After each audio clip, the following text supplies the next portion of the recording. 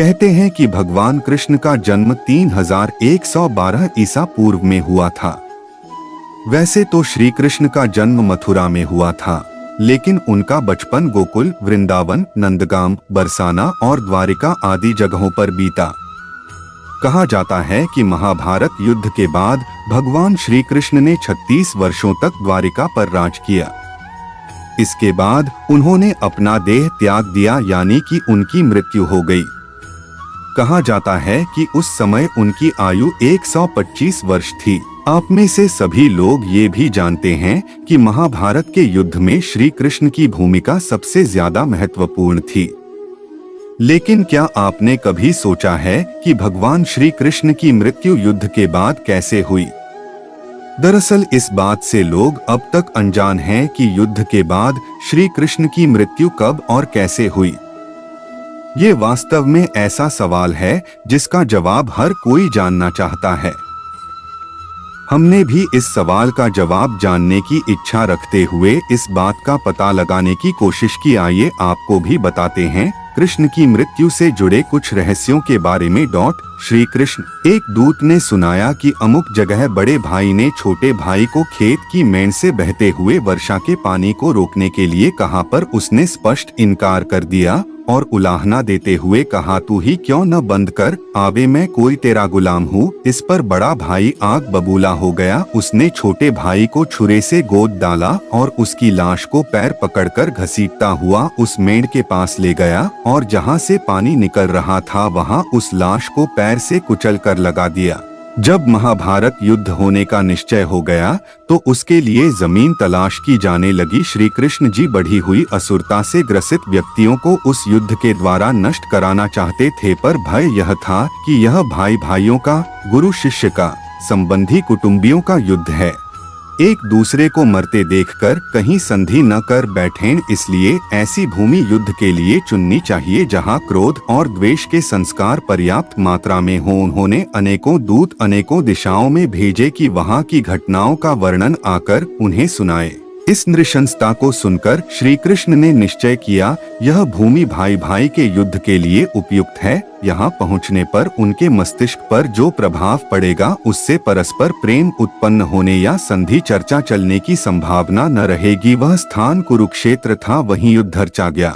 महाभारत की यह कथा इंगित करती है कि शुभ और अशुभ विचारों एवं कर्मों के संस्कार भूमि में देर तक समाये रहते हैं, इसीलिए ऐसी भूमि में ही निवास करना चाहिए जहां शुभ विचारों और शुभ कार्यों का समावेश रहा हो। अपने ने कई अलग अलग एवं रोचक प्रसंग सुने होंगे, परंतु आज हम आपको भगवान श्री कृष्ण और उनके पुत्र सांबा से संबंधित एक पौराणिक प्रसंग सुनाएंगे जिसके बारे में बहुत कम लोग ही जानते होंगे।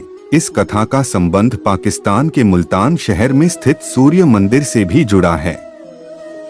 भविष्य पुराण, स्कंद पुराण और वराह पुराण में इस बात का उल्लेख है कि श्री कृष्ण ने स्वयं अपने पुत्र सांबा को कोढ़ी होने का श्राप दिया था। इस श्राप से मुक्ति पाने के लिए सांबा ने सूर्य मंदिर का निर्माण करवाया था, जो कि पाकिस्तान के मुल्तान शहर में स्थित है। इस सूर्य मंदिर को आदित्य मंदिर के नाम से भी जाना जाता था, लेकिन श्री कृष्ण ने ऐसा क्यों किया, आइए जानते हैं इसके पीछे की कहानी। भगवान श्री कृष्ण की 8 रानियां थी, जिनमें से एक निषादराज जामवंत की पुत्री जामवंती थी। जामवंत उन गिने चुने पौराणिक पात्रों में से एक है जो रामायण और महाभारत दोनों काल में उपस्थित थे। ग्रंथों के अनुसार बहुमूल्य मणि हासिल करने के लिए भगवान श्री कृष्ण और जामवंत में 28 दिनों तक युद्ध चला था।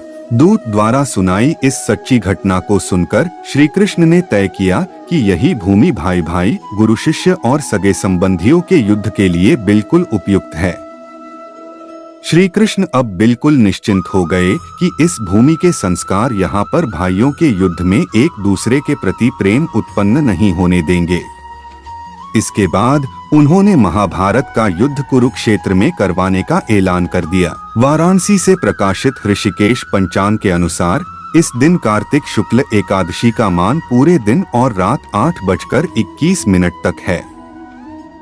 उत्तराभाद्रपद नक्षत्र भी शाम 5:23 तक है। इस दिन छत्र नामक औदायक योग है। सूर्योदय की तिथि में एकादशी होने से देवोठनी एकादशी इसी दिन मान्य रहेगा। निधन हो गया।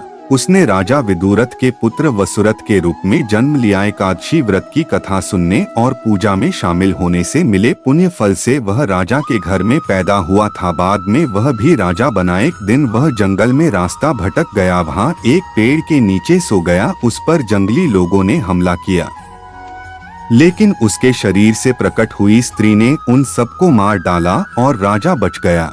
राजा जब नींद से जगा तो देखा कि काफी संख्या में लोग मरे हुए हैं।